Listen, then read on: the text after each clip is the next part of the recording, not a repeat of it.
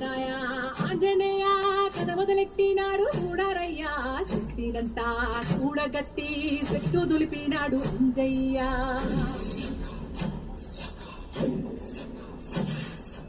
ఎర్రఛాయ ఎర్రఛాయ కోటి అవతార వెంటమాయ చేత పట్టకుండా కాయ కోసినాడు కపిలయ్యా